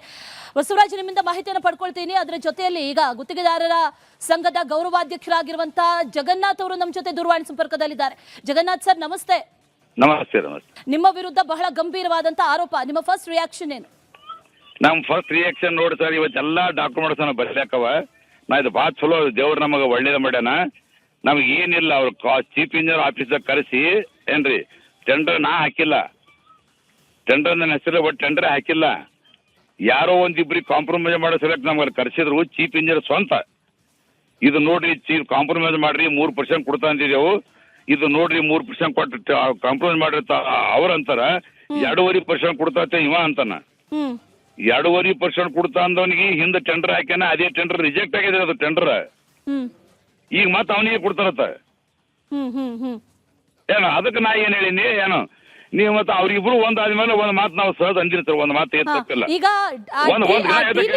ನಡೀತಾ ಇದೆ ಅಂತ ಹೇಳಲಾಗ್ತಾ ಇದೆಯಲ್ಲ, ಈ 3% ಕೇಳ್ತಾ ಇರೋ ವಾಯ್ಸ್ ಕ್ಲಿಪ್ಪಿಂಗ್ ಇದೆಯಲ್ಲ, ಆ ಆಡಿಯೋ ನಿಮ್ದೇನ? ಹಾಗಾದ್ರೆ ಒಪ್ಕೊಳ್ತೀರಾ? ನಂದಲ್ಲದು, ನೀವಲ್ಲ, ಆಡಿಯೋ ನಂದಲ್ಲದು, ಅವ್ರವ್ರು ಮಾತಾಡ್ರ 3% ಕೊಡ್ರಿ, 3% ಇವ ಅವ್ರು 3 ಬೇಡ್ತಿರು, 2.5 ಬೇಡ್ತಿದ. ಒಂದು ಮಾತು ನಾ ಏನಂದಿನಿ, ಡಿಸೈಡ್ ಮಾಡ್ಕೊರಿ, ಏನ್ ಮಾಡ್ಕೊತೀರಿ ಮಾಡ್ಕೊರಿ. 3 ತಿಂಗಳಾಯ್ತು ಟೆಂಡರ್ ಒಡೆಯಾಗಿರಿ, ಅದು ಡಿಸೈಡ್ ಮಾಡ್ಕೋರಿ ಅಂತ ನಾ ಅಂದಿನ ಮಾತು ಕರೆಯೋದು ಗೊತ್ತಿಲ್ಲ. ಸುಮ್ಮ ಟೆಂಡರ್ ಓಪನ್ ಮಾಡಿ ಸರ್, ಅದು ಲಾಸ್ಟಿಗೆ ಅದ ನೋಡ್ರಿ, ಟೆಂಡರ್ ಓಪನ್ ಮಾಡ್ರಿ, ಯಾಕೆ ಟೆಂಡರ್ ಇಟ್ಕೊಂಡ್ರು, ಟೆಂಡರ್ ಓಪನ್ ಮಾಡ್ರಿ ಏನ. ನಾ 3% ಕೊಡ್ತಾ ಅಂತಿದ್ದು ನಂದು ಅಲ್ಲ ಅದು. ಈಗ ನಿಮ್ಮದೇ ಆಡಿಯೋ ಅಂತ ಹೇಳಲಾಗ್ತಾ ಇದೆ. ಹಾಗಾದ್ರೆ ಇದಕ್ಕೆ ಸಂಬಂಧಪಟ್ಟಂತೆ ತನಿಖೆಗೆ ಆಗ್ರಹ ಮಾಡ್ತೀರಾ ಅಥವಾ ತನಿಖೆಗಳು ಆಗಬೇಕು ಅಂತ ಬಯಸ್ತೀರಾ? ಹೇಗೆ? 3% 2% ಕೊಡ್ತಾನವ ಟೆಂಡರ್ ತೋಳವ. ಹಾ ಅವ್ರಿಬ್ಬರು ಮಧ್ಯದಲ್ಲಿ ನಾ ಏನದ ಒಂದು ಮಾತಂದ್ರೆ ಕರೆ ಕಾಂಪ್ರಮೈಸ್ ಮಾಡ್ಕೊಂತ ತೆಗಿರಲ್ಲ. ಕಾಂಪ್ರಮೈಸ್ ಆದ್ರೆ ಭಾಳ ಚಲೋ ಇದು. ಸರ್ಕಾರ ಹೇಳ್ತದ ಕಾಂಪಿಟೇಷನ್ ಮಾಡ್ಬೇಡ್ರಿ, ಕಾಂಪ್ರಮೈಸ್ ಮಾಡ್ಕೋರಿ, ಸರ್ಕಾರ ಹೇಳಕತ್ತದ. ಕಾಂಪ್ರಮೈಸ್ ಆದ್ರೆ ನಂದೇನು ತಕರಿಲ್ಲ. ಒಂದ್ ವೇಳೆ ಕಾಂಪ್ರಮೈಸ್ ಆದ್ಮೇಲೆ ಟೆಂಡರ್ ಹೊಡೀರಿ ಅಂತ ಹೇಳಿ ನಾ. ಹಾ ಹಾ ಅದ ನೋಡ್ರಿ ಲಾಸ್ಟ್ ಅದನ್ನ ಹೊಡೆದಲ್ರಿ ಒಂದು ಟೆಂಡರ್ ಹೊಡ್ರಿ ಅಂತ ಅದ ನೋಡ್ರಿ ಅಂದು ಹ್ಮ್ ಟೆಂಡರ್ ಓಪನ್ ಮಾಡಿಬಿಡಿ ಸರ್. ಬಿಜಾಪುರ ಗುಲ್ಬರ್ಗ ಏನವ ಟೆಂಡರ್ ಓಪನ್ ಮಾಡಿಬಿಟ್ಟು ಏನ್ ಹ್ಮ್ ಟೆಂಡರ್ ಓಪನ್ ಮಾಡೋದು ತಯಾರಿಲ್ಲ. 3 ತಿಂಗಳಾಯ್ತ್ರಿ. ಇದು ಪಾಯಿಂಟ್ ಫಿಕ್ಸ್ ಆಗುತ್ತ ಟೆಂಡರ್ ಓಪನ್ ಮಾಡೋದು ತಯಾರಿಲ್ಲ ಅವರು. ಹ್ಮ್ ಈಗೆಲ್ಲ ಇವಾಗ ನನಗೆ ಒಬ್ಬ ಸೀರಿಯಲ್ ಮನುಷ್ಯ ಕರ್ಕರಿದಾರ. ಎಲ್ಲಾನು ಹಿಂದಿನ ಸರ್ಕಾರದ ಈಗಿನ ಸರ್ ಎಲ್ಲಾನು ನನ್ನ ಬರ್ಲಿ ರೆಕಾರ್ಡ್ ಅವ. ಎಲ್ಲ ಸಬ್ಮಿಟ್ ಮಾಡ್ತೀನಿ ಹ್ಮ್ ಎಲ್ಲಾನೇ ಸಬ್ಮಿಟ್ ಮಾಡ್ತೀನಿ. ಹ್ಮ್ ಹ್ಮ್ ನನಗೆ ಏನ್ ಅವರು ಆಕ್ಷನ್ ತೋತಾರ ನಾ ಜೈಲಿಗೆ ಹೋದ್ರೂ ಪರವಾಗಿಲ್ಲ. ಹ್ಮ್ ನ್ಯಾಯ ಇರಬೇಕು, ನ್ಯಾಯ ಸಿಗಬೇಕು. ಹ್ಮ್ ಹ್ಮ್ ಎಲ್ಲಾ ಹೌದು, ನಿಜ. ರಿಕಾರ್ಡ್ A to Z 30 ಜಿಲ್ಲೆಗಳ ರಿಕಾರ್ಡ್ ನಾವು ಬರ್ಲಿಕ್ಕದ. ನಾಗಮೋಹನ್ ದಾಸ್ ಕೊಟ್ಟಿದ್ ರಿಕಾರ್ಡ್ ನಾವು ಬರ್ಲಿಕ್ಕದ. ಹ್ಮ್ ಈಗ KKDB ಮಾತಾಡಿನಿ, CM ಅವರು ಬರೆದ ಲೆಟರ್ಗಳು ನಾವು ಬರ್ಲಿಕ್ಕವ. ಅದು ಎಲ್ಲರ ಬಗ್ಗೆ ಎನ್ಕ್ವೈರಿ ಆಗ್ಲಿ, ಭಾಳ ಚಲೋ ಆಯ್ತು ಸರ್. ಈಗ ಮೇಡಮ್ ಅವ್ರಿಗೆ ಕೇಳ್ರಿ, ಒಬ್ಬ ಕಳ್ಳಗೆ ಹಿಡಿಬೇಕಾದ್ರ ಅವನು ಮಾಲಸ್ಕೊಂಡ್ ಹಿಡಿಯಲ್ಲ, ಸಂಶಯ ಬಂದು ಹಿಡಿತಾರ, 4 ಹಾಕೊಂಡ್ ಗುದ್ತಾರೆ, ಎಲ್ಲ ಹೊರಗೆ ಬರ್ತದ. ಹ್ಮ್ ಹ್ಮ್ ಈಗ ನೀವು ಪ್ರೂಫ್ ಕೊಡ್ರಿ, ಪ್ರೂಫ್ ನಾನು ಬರ್ಲಿಕ್ಕವ, ಎನ್ಕ್ವೈರಿ ಮಾಡ್ರಿ. ಹ್ಮ್ ಎಲ್ಲ ಪ್ರೂಫ್ ಕೊಡ್ತೀನಲ್ಲ, ಯಾಕಂದ್ರೆ ಇದು ಮಾಡಕತ್ತೀರಿ. ಏನ್ ದಾಖಲೆಗಳಿದೆ ಹಾಗಾದ್ರೆ ಎಲ್ಲ ಇವ್ರಿಗೆ ಎಲ್ಲಾ ದಾಖಲೆಗಳು ಅದಕ್ಕೆ ಸಂಬಂಧಪಟ್ಟಂತಲೇ. ಹ್ಮ್ ಇವ್ರು ಲಂಚ ಕೇಳಿಕೆ ಏನ್ ಹಾದಿಗಳವ ಎಲ್ಲ ದಾಖಲೆಗಳವ. ಹ್ಮ್ ಹ್ಮ್ ಹಾನ್ರಿ, ಲಂಚ ಯಾಕೆ ಕೇಳ್ಬೇಕು? 4 ಮಂದಿ ತಾಸು ಒಂದು ಅಂದ್ರೆ ಆಡಿಯೋ ದಾಖಲೆಗಳಿದ್ಯಾ, ವಿಡಿಯೋ ದಾಖಲೆಗಳಿದ್ಯಾ, ಅಥವಾ ಯಾವ ರೀತಿ ದಾಖಲೆಗಳಿದೆ? ದಾಖಲೆ ಅಂದ್ರೆ ಅವ್ರ ಕೈ ರೊಕ್ಕ ಕೊಟ್ಟಿದ್ದ ದಾಖಲೆ ಅಲ್ರಿ. ಹಾ ಹಾ ಈ ಟೆಂಡರ್ದಾಗ 7-8 ಮಂದಿ ಹತ್ತ ತಿಳ್ಕೊರಿ. ಈ 3% ಏನ್ ತಗೊಳ್ತಾ ಇದಾರಲ್ಲ ಅದು ನಿಜನಾ ಸರ್? ಯಾರು 3% ಕೇಳಿದ್ರು, 2.5% ಡೀಲ್ ಆಯ್ತು ಆಡಿಯೋದಲ್ಲಿ. ಅದು ಇಲ್ಲ ವಿಚಾರ ಸರ್, ನಿಜನಾ ಅವ್ರಿಬ್ರು ಹಾಗಾದ್ರೆ? ಕಾಂಟ್ರಾಕ್ಟರ್ ಮಾತಾಡ್ಕೊಂಡ್ರ ಅವರು. ಹಾ ಅವ್ರ ಕಾಂಟ್ರಾಕ್ಟರ್ ಅವ್ರಿಬ್ರು ಮಾತಾಡ್ಕೊಂಡ್ರ. ಕಾಂಟ್ರಾಕ್ಟರ್ 3 ಮಂದಿ ಆ ಬಿಡ್ಡಾಗ 3 ಮಂದಿ ಮಾತಾಡಿರೋದು ಗೊತ್ತಿದ್ಯಾ ನಿಮ್ಗೆ? ಯಾರು ಮಾತಾಡಿರೋದು ಅದು? ಸರ್ ಅದು 3 ಮಂದಿ ಬಿಡ್ ಮಾಡಿರೋದು. ಹಾ ಆ 3 ಮಂದಿ ಬಿಟ್ಟು ಮಾತಾಡ್ಕೊಂಡಿರೋದು. ಅದ್ರಲ್ಲಿ 3 ನೀವಿಲ್ಲ. ಮಂದಿ ಮಾತಾಡ್ಕೊಂಡು 3 ಮಂದಿ ಕಾಂಪ್ರಮೈಸ್ ಆಗ್ಯಾರ. 3% ಕೊಡ್ತೇವ್ರಿ ಏನದ ನೀವ್ ಬಿಡ್ರಿ. ಹಿಂದ್ ಹಿಡಿದು ಸ್ವಲ್ಪ ರಿಂಗ್ ಆಗೋ ಪದ್ಧತಿ ನಮ್ಮ ಅಸೋಸಿಯೇಷನ್ದಾಗ ಅದ. ಇದು ಕಾಂಟ್ರಾಕ್ಟರ್ ಒಬ್ರಿಗೆ ಬಿಡೋದು ತೊಳೋದು ಅದ. ಇದು ಬಿಡ್ರಿ ಮುಂದೆ ಮತ್ತೊಂದು ತೋರಿತ ಅನ್ನೋದು ಸ್ವಲ್ಪ ಪದ್ಧತಿ ಅವಾಗನು ಅದ. ಇದು ಹ್ಮ್ ಅದಕ್ಕೆ ಮಾಡ್ಕೊಂಡ್ರವ್ರು ನನಗೆ ಎದುರು ಕಳ್ಸ್ಯಾರ. ಹ್ಮ್ ಈ ತರ ನೋಡ್ರಿ ಹಿಂಗ್ ಮಾತಾಡಿದ್ವಿ, ಸ್ವಲ್ಪ ಕಡಿಮೆ ಮಾಡ್ರಿ ಚೇಕ್ ಅಂತ ಹೇಳಿ. ಹ್ಮ್ ಅದಕ್ಕೆ ನನಗೆ ರಿಪೋರ್ಟ್ ಮಾಡ್ಕೊತಾನಮ್ಮ, ಸರ್ ಕಡಿಮೆ ಮಾಡ್ರಿ, ಹೇಳ್ರಿ ಅಂತ ಹೇಳಿ. ನಾ ಏನ್ ಹೇಳಿಯಪ್ಪ ಇದ್ರಾಗ ನೀವು ಮಾತಾಡ್ಕೊಂಬ, ನಾ ಏನ್ ಹೇಳಂಗಿಲ್ಲ ಹ್ಮ್ ಏನು. ಅದಕ್ಕೆ ನೀವೇನದ ಸರ್ ಇದು ಕಾಂಪ್ರಮೈಸ್ ಲಂಚ ಪಿಂಚ ಬ್ಯಾಡ್ರಿ, ಟೆಂಡರ್ ಓಪನ್ ಮಾಡ್ರಿ ಅಂತ ಹೇಳಿನ ಹ್ಮ್ ನಾ ಹೇಳಿದ್ದು. ಆ 3 ಜನ ಮಾತಾಡ್ತಾ ಇದ್ರಲ್ವಾ, ಆ 3ರಲ್ಲಿ ನೀವೊಬ್ಬರ ಆಗಿದ್ರಾ? ಏನ್ರಿ ಆ ಕಾನ್ವರ್ಸೇಷನ್ ಅಲ್ಲಿ ನೀವಿದ್ರಾ? ಆ 3ರಲ್ಲಿ ನೀವೊಬ್ಬರ ಆಗಿದ್ರಾ ಅಂತ? ನಾನು ಇದ್ದ ಇದು ಕರೆ ಇದ್ದ. ಅದ್ರ ದುಡ್ಡಿನ ವಿಷಯದಾಗ ಅದು ನಾನು ಮಾತಾಡಿದಂದಲ್ಲ. ನಾ ಟೆಂಡರ್ ಓಪನ್ ಮಾಡಿದ್ದು ಒಂದೇ ಹೇಳಿದ. ಟೆಂಡರ್ ಓಪನ್ ಮಾಡಿ ನಿಮ್ಮ ವಿರುದ್ಧವೇ ಆರೋಪಗಳು ಕೇಳಿ ಬರ್ತಾ ಇದೆಯಲ್ಲ, ಹಾಗಾದ್ರೆ ಇದು ಆರೋಪಗಳನ್ನ ಮಾಡ್ತಾ ಇರುವಂತ ಕಾರಣಗಳೇನಾದ್ರೂ ಏನು? ಕಾರಣ ಆರೋಪವನ್ನ ಮಾಡೋದಿಲ್ಲ. ಹಾಗಾದ್ರೆ ನಿಮ್ಮ ಹೆಸರು ಯಾಕಿದ್ರಲ್ಲಿ ತಳ್ಕ ಹಾಕೊಳ್ತು? ಹಾಗಾದ್ರೆ ಯಾಕೆ ತಳ್ಳ ಹಾಕತ್ತಂದ್ರೆ ನಮಗ್ ಹಿಂದ ಬೈರತಿ ಸುರೇಶ್ ಅವರಿಗೆ ನಮಗ ಸ್ವಲ್ಪ ಕಿರಿಕಿರಿ ಆಗ್ಯದ್ರಿ. ಅವ್ರ ಮನೆ ಕರೆಸಿ ನಮ್ಗೆ ಅಪಮಾನ ಮಾಡಿರು. ಅಪಮಾನ ಮಾಡಿದಾಗ ಮಾತಾಡಿರು. ನಾವೇನದ ಅವ್ರದ್ದು ಏನದ ಏನು ಫಾಲೋ ಮಾಡಕತ್ತಿದೇವ್ರಿ. ಅವ್ರು ಯಾವ ಟೆಂಡರ್ದಾಗ ಏನ್ ಕ್ಯಾನ್ಸಲ್ ಮಾಡ್ತಾರೆ, ಏನ್ ಮಾಡ್ತಾರ ಅಂತ ಹೇಳಿ. ನಮ್ಮ ಸಂಘದ ಅಧ್ಯಕ್ಷ ಏನದ ಏನ್ರಿ, ಅವರು ದಲಾಲಿಗಳಿಂದ ಏನದ ಇವ್ರು ಕರೆಸಿ ಹಿಂಗ ನಮಗ ಪರ್ಸೆಂಟೇಜ್ ಬಿಡ್ತಾರ ಮಾಡ್ತಾರ ಮಾನ ಪತ್ರಿಕೆದಾಗ ಹೇಳ್ರಿ. ಅದು ಹೇಳಿ ಸಲಕ ಕೃಷ್ಣರ್ ಏನದ ನಾವು ಅದು ಡಿಪೆಂಡ್ ಮಾಡ್ಕೊಂಡೇನ್ರ. ನಮ್ಮ ಅಧ್ಯಕ್ಷ ಹೇಳಿದ್ ಕರೆಕ್ಟ್ ಅಂತ ಡಿಪೆಂಡ್ ಮಾಡ್ಕೊಂಡೇನಿ. ಆ ಚಿತ್ರ ಮೇಲೆ ಏನದ ನಮಗೇನದ ಬೇಕತ್ತೆ ಆಫೀಸ್ ಕರೆಸಿ ಅವ್ರಿಬ್ಬರಿಗೆ ಕಾಂಟ್ರಾಕ್ಟರ್ ಕರೆಸಿ ನಮ್ಮ ಎದುರು ಮಾತುಕತೆ ಆಡ್ದಂಗ್ ಮಾಡಿ ಅವ್ರ ಆಡಿ ಮಾತುಗಳು ಎಲ್ಲ ಮುಚ್ಚಿಟ್ರ. ನನ್ನ ವಿಡಿಯೋನ ಅಲ್ರಿ ಅದು. ನಾ 3% ಬೇಡ ತಂದಿದ್ದು. ನಾ 3% ಅವ್ರು ಬೇಡಕತ್ರ ಅಂದಿನ್ರ. ನೀವು ಒಪ್ಪಿಗೆ ಆಗಿರನಪ್ಪ ತಿದ್ದಿ ಕೇಳಿನ ಇಬ್ರು ಕಾಂಟ್ರಾಕ್ಟರ್ಗಳಿಗೆ. ಈಗ ನಿಮ್ ಹೆಸರಂತೂ ಹೊರಗೆ ಕೇಳಿ ಬಂದಿದೆ, ಆದ್ರೆ ಗುತ್ತಿಗೆದಾರದ್ ಯಾರು, ಅವತ್ತು ಮಾತಾಡಿರೋದು ಯಾರು, ಇದ್ಯಾವ ಹೆಸರುಗಳು ಕೂಡ ಇಲ್ಲ. ಯಾವುದೇ ಅಭ್ಯಂತರ ಇಲ್ಲ ಅಂತಂದ್ರೆ ಅವ್ರ ಹೆಸರುಗಳನ್ನ ಕೂಡ ಮೆನ್ಷನ್ ಮಾಡ್ಬೋದಾ? ಯಾರು ಗುತ್ತಿಗೆದಾರ, ಯಾವ ವಿಚಾರಕ್ಕಾಗಿ ಈ ಡೀಲಿಂಗ್ ನಡೀತಾ ಇತ್ತು? ಅಂದ್ರೆ ಇದು ಮಾಡಿದವ್ರೆ ಚೀಫ್ ಇಂಜಿನಿಯರ್. ಇದು ಚೀಫ್ ಇಂಜಿನಿಯರ್ ಥ್ರೂ ಡೀಲ್ ಆಗಿದೆ. ಇದು ಚೀಫ್ ಇಂಜಿನಿಯರ್ ಅವನಿಗೆ ಏನಾದ್ರತ್ತ ನೀವು ಒಂದ್ ಟೆಂಡರ್ ನಾ ಹೇಳಿದವ್ರು ಕೊಡ್ಲಿಲ್ಲ ನೀನ್ ಟ್ರಾನ್ಸ್ಫರ್ ಮಾಡ್ತೀನಿ ಕಿತ್ತಾಕ್ತೀನಿ ಅಂದ್ರತ್ತ ಅವನಿಗೆ. ಅದಕ್ಕೆ ಅವ ಕರೆಸ್ಕಿಸಿದ್ರೆ ಕಾಂಟ್ರಾಕ್ಟರ್ ಹೆಸರು ಹೇಳಲ್ಲ. ಈಗ ನಾವ ಅವ್ನ ಚೀಫ್ ಇಂಜಿನಿಯರ್ ಅರೆಸ್ಟ್ ಮಾಡಿಸ್ಬೇಕು ಎಲ್ಲ ಹೇಳ್ತಾನವ. ನಿಮ್ಮ ವಿರುದ್ಧ ಇನ್ನೊಂದು ಆರೋಪ ಕೇಳಿ ಬರ್ತಾ ಇರೋದು, ನೀವು ನಿಮ್ಮವರಿಗೆ ಬಿಟ್ಟು ಕೊಡಿಸೋದಕ್ಕೆ ಪ್ರೆಷರ್ ಮಾಡ್ತಾರ, ಎಲ್ಲ ಮಾಡ್ತಾರ, ಎಲ್ಲ ಇದು ಚಾಲಸ್ತರ ಚೈನ್ನ ಈ ಟೆಂಡರ್ ತಕ್ಕೋ ಸಲಕ್ಕೆ ಚೀಫ್ ಇಂಜಿನಿಯರ್ ನಡು ಮಾಡ್ರಿ ಅವರು. ಇನ್ನೊಂದು ಗಂಭೀರವಾದಂತ ಆರೋಪ ಅಂತಂದ್ರೆ ಜಗನ್ನಾಥ್ ಸರ್, ನೀವು ನಿಮ್ಮವರಿಗೆ ಬಿಡ್ ಕೊಡಿಸೋದಕ್ಕೆ ಅಲ್ಲಿ ಉಳಿದಂತ ಯಾರೆಲ್ಲ ಬಿಡ್ ಹಾಕಿರ್ತಾರೋ ಅವ್ರಿಗೆ ಧಮಕಿ ಹಾಕ್ತೀರಿ, ಅವ್ರಿಗೆ ಹೆದರಿಸ್ತೀರಿ, ಇಂಥದ್ದೆಲ್ಲ ಒಂದಷ್ಟು ಆರೋಪಗಳು ಕೇಳಿ ಬರ್ತಾ ಇದೆ. ಅದ್ರ ಬಗ್ಗೆ ಏನ್ ಹೇಳ್ತೀರಿ? ಮೇಡಮ್ ಅವರೇ, ಪ್ರಾಮಾಣಿಕವಾಗಿ ಹೇಳ್ತೀನಿ, ನಾ ಬಿಡ್ ಹಾಕಿದವ್ರಿಗೆ ಟೆಂಡರ್ ಓಪನ್ ಮಾಡ್ರಿ ಅಂತೇಳಿ ಸ್ಟೇಟ್ ಅಸೋಸಿಯೇಷನ್ ಇಂದ ಗೌರ್ಮೆಂಟ್ ಲೆಟರ್ ಬರ್ದೀನಿ. ಆ ಲೆಟರ್ಗೆ ವ್ಯಾಲ್ಯೂ ಮಾಡಿಲ್ಲ, ಲೆಟರ್ ನಂಬರ್ ಲೆಕ್ಕದ ಕೊಡ್ತೀನಿ ನಿಮಗ. ಏನ್ರಿ CM ಸಾಹೇಬ್ರಿಗೆ ಬರ್ದೀನಿ, ಅದಕ್ಕೆ ವ್ಯಾಲ್ಯೂ ಮಾಡಿಲ್ಲ, ಅದಕ್ಕೆ ಇದು ಮಾಡ್ತೀನಿ. ಎಲ್ಲಾ ಶಾಸಕರಿಗೆ ಬರ್ದೀನಿ, ಸರ್ ಟೆಂಡರ್ ಹ್ಯಾಂಗ ಆತರ ನ್ಯಾಯ ಕೊಡ್ಸಿರಿ ಅಂತ ಹೇಳಿ. ಆದ್ರೆ ಇವ್ರು ನ್ಯಾಯ ಕೊಡ್ಸಿಲ್ಲ ಇವತ್ತಿಗೆ. ಇದು ನಾವು ಸೀನಿಯರ್ ಕಾಂಟ್ರಾಕ್ಟರ್ 40 ವರ್ಷ ಕಾಂಟ್ರಾಕ್ಟ್ ಮಾಡ್ತಾ ಇದ್ದೀನಿ. ನನ್ನ ವಯಸ್ಸು 71ನೇ ವಯಸ್ಸದ. ಕೆಂಪಣ್ಣ ನಡೆದು ಹಾದಿಲ್ಲ, ನಡೀಕತ್ತೀನಿ, ಆನೆಸ್ಟ್ ಇದ್ದೀನಿ, ಒಂದು ಪೈಸೆ ಯಾರ ಕೈಲಿ ತಿಂದಿಲ್ಲ. ಎಲ್ಲರೂ 70% MLAಗಳು ಕಾಡ್ರತನ ಖುಲ್ಲ ಹೇಳಿನಿ. ಅಂತ ಟೈಮ್ದಾಗ ನಾ ಯಾಕ್ರಿ ಮೇಡಮ್ ಇಂಥ ಕೆಲಸ ಮಾಡಕ್ ಹೋಗ್ಲಿ? ನನಗೇನ್ ಕಡಿಮೆ ಬಿದ್ದರಿ? ಅಲ್ಲ, ನೀವು ಕಮಿಷನ್ ಕೇಳಲಿಲ್ಲ ಅಂತ ಹೇಳಿದ್ರಿ, ಸರಿ. ಆದ್ರೆ ನಿಮ್ಮ ಮುಂದೆಯೇ ಆ ಡೀಲಿಂಗ್ ನಡೀತಾ ಇದ್ದಂತ ಸಂದರ್ಭದಲ್ಲಿ 3%, 2.5% ಮಾತುಕತೆ ಆದಂತ ಸಂದರ್ಭದಲ್ಲಿ ನೀವು ಅದನ್ನ ತಡೆಯುವಂತ ಪ್ರಯತ್ನ ಯಾಕೆ ಮಾಡಿಲ್ಲ? ನೀವು ಆ ಕಾನ್ವರ್ಸೇಷನ್ ಇದ್ರಿ ಅಂತ ಹೇಳಿದ್ರಿ. ಟೆಂಡರ್ ಹೊಡಿರಿ ಅಂತ ಹೇಳಿದ್ರ ಕೇಳಿ ನೋಡಿ, ಲಾಸ್ಟ್ ನೋಡ್ರಿ ನೀವು. ನಾ ಹೇಳ್ದ ಚೀಫ್ ಇಂಜಿನಿಯರ್ಗೆ, ಬೇಡಪ್ಪ ನೋಡಪ್ಪ ಇವತ್ತು ನಾ ಹೇಳ್ದ ನೋಡಿ, ಕಂಪೋಸ್ ಮಾಡಿಲ್ಲ, ಏನು ಏನಿಲ್ಲ, ಎದ್ದು ಬಂದಿನ ಹೊರಗಿಂದು ಹೊರಗೆ ಟೆಂಡರ್ ಓಪನ್ ಮಾಡ್ಬೇಕು ಅಂತ ಎದ್ದು ಬಂದೆ ನೋಡ್ರಿ. ನಾ ಮತ್ತೆ ಎದ್ದು ಬಂದ, ನನಗೆ ಪಸಂದ್ ಬರ್ಲಿ ಅವ್ರವ್ರ ಮಾತುಗಳು ಎದ್ದು ಬಂದ ಟೆಂಡರ್ ಓಪನ್ ಮಾಡಿ ಅಂತ ಹೇಳಿ. ನೋಡ್ರಿ ಕರೆಕ್ಟ್ ನೋಡ್ರಿ ಮೇಡಮ್ ಅವ್ರಿ, ನೋಡ್ರಿ ನ್ಯಾಯ ಕೊಡಿಸಿರಿ. ನಿಮ್ಗೆ ಹೇಳ್ತೀನಿ, ಇದ್ರಾಗ ಏನ್ ಯಾಕಂದ್ರೆ ನಾ ಹೋರಾಡ್ತಾ ಇದ್ದೀನಿ. ಎಲ್ಲಾ ಡಾಕ್ಯುಮೆಂಟ್ಸ್ ಕೊಡ್ತೀನಿ, ನಾ ಏನ್ ಬೇಕದೆ ಎಲ್ಲ ಎನ್ಕ್ವೈರಿ ಮಾಡಿ. ಎನ್ಕ್ವೈರಿ ಮಾಡೋದು ಸುಮ್ಮನೆ ಎನ್ಕ್ವೈರಿ ಫಿಕ್ಸ್ ಮಾಡೋದು, 6 ತಿಂಗಳ ತನಕ ಎನ್ಕ್ವೈರಿ ಒತ್ತು ಬಿಡೋದು. 6 ವರ್ಷ ತನ ಈಗ ನಾಗಮೋಹನ್ ದಾಸ್ ಕಮಿಟಿ ಇದು ಮಾಡಿ 4ನೇ ವರ್ಷ ನಡೆದದ. ಏನ್ ಹೊರಗೆ ಬತ್ರಿ ಇದು? ಒಂದ್ರ ಎನ್ಕ್ವೈರಿ ಮಾಡಿದ್ರು. ನಾ ಅಪ್ರೂವ್ ಮಾಡಿದ್ನಲ್ರಿ, ಆರೋಪ ಮಾಡಿ ನಂಗೆ ಕರೆಸ್ರಿ, ಈಗ ಕರೆಸಿ ಎನ್ಕ್ವೈರಿ ಮಾಡ್ರಿ. ಹೌದಲ್ರಿ? ನಂಗೆ ಕರೆದ ಎನ್ಕ್ವೈರಿ ಮಾಡೋದು, ಎನ್ಕ್ವೈರಿ ಹ್ಯಾಂಗ್ ಫಿಕ್ಸ್ ಆಗ್ತದ್ರಿ ಮೇಡಮ್ ಅದು? ಥ್ಯಾಂಕ್ಸ್, ನೀವೇನು ಮಾತಾಡ್ರಿ, ಭಾಳ ಬೆಸ್ಟ್ ಥ್ಯಾಂಕ್ಸ್. ಸ್ವಲ್ಪ ಸಹಾಯ ಮಾಡ್ರಿ ಅಷ್ಟೇ.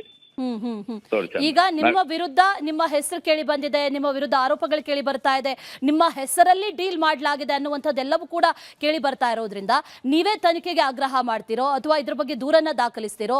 ಆ ಆಡಿಯೋ ನಿಮ್ಮದಲ್ಲ ಅನ್ನೋದಾದ್ರೆ ಅದ್ರ ಬಗ್ಗೆ ಕಾನೂನಾತ್ಮಕವಾಗಿ ಹೋರಾಟ ಮಾಡ್ತೀರಾ? ಆಗ್ರಹ ಮಾಡ್ತೀನಿ, ಅದು ಬಿಡಂಗಿಲ್ಲ, ಇದು ದೂರ ಕೊಡ್ತೀನಿ. ಇದಕ್ಕೆ ನನ್ನ ಮರ್ಯಾದೆ ಹಾಳು ಆಗ್ಬಾರ್ದು. ಸತ್ಯತೆ ಇದ್ರೆ ಹೊರಗೆ ಬರಬೇಕು. ನಾ ತನಿಖೆಗೆ ಆಗ್ರಹ ಮಾಡ್ತೀನಿ, ಇದೆಲ್ಲ ಡಾಕ್ಯುಮೆಂಟ್ಸ್ ಕಲೆಕ್ಟ್ ಮಾಡಕತ್ತೀನಿ. ಏನ್ರಿ, ನಾ ಇವತ್ತಿನ ತನಿಖೆಗೆ ಆಗ್ರಹ ಮಾಡ್ತೀನಿ. ಇವತ್ತಿದು ನಾ ಎಲ್ಲ ಕಾಂಪ್ಲೇಂಟ್ ಕೊಡ್ತೀನಿ, ಇದ್ರ ಬಗ್ಗೆ ಹೊರಗೆ ಬರಲಿ ಎಲ್ಲ ಅಂತೇಳಿ. ನ್ಯಾಯಬದ್ಧವಾಗಿ ಟೆಂಡರ್ ಯಾಕೆ ಇಲ್ಲಿ ತನ ಹೊಡಿದಿಲ್ಲ, ಟೆಂಡರ್ ಯಾಕೆ ಇದು ಆಯ್ತು, ನನಗೆ ಕರ್ಸಕ್ ಕಾರಣ ಏನಿತ್ತು ಅಲ್ಲಿ? ಅವ್ರು ಕರೆದಿದ್ದು ಫೋನ್ ನಂಬರ್ ಎಲ್ಲ ನನ್ನ ಬರ್ಲಿಕ್ಕ ಬರ್ರಿ ಅಂತಿದ್ರು, ಎಲ್ಲ ಅಂತಿದ್ರು. ಯಾಕೆ ಕರೆದ್ರೆ ನನಗೇನು ಅವಶ್ಯ ಇತ್ತು ಅಲ್ಲಿ? ನಾ ಟೆಂಡರ್ ಹಾಕಿಲ್ಲ, ನನ್ನ ಟೆಂಡರ್ ಬಗ್ಗೆ ಮಾಹಿತಿನೇ ಇಲ್ಲ. ನನಗೆ ಕರ್ಸೋ ಅವಶ್ಯ ಏನಿತ್ತು ಅಲ್ಲಿ? ಇದೆಲ್ಲ ಚೀಫ್ ಇಂಜಿನಿಯರ್ ಕುತಂತ್ರ. ಚೀಫ್ ಇಂಜಿನಿಯರ್ ಹಿಡಿದ್ರೆ ಎಲ್ಲ ಮಿನಿಸ್ಟರ್ ಹೊರಗೆ ಬರ್ತದಲ್ಲ. ಓಕೆ, ಇದರ ಜೊತೆಯಲ್ಲಿ ನೀವು ಗುತ್ತಿಗೆದಾರರ ಸಂಘದ ಗೌರವಾಧ್ಯಕ್ಷರು.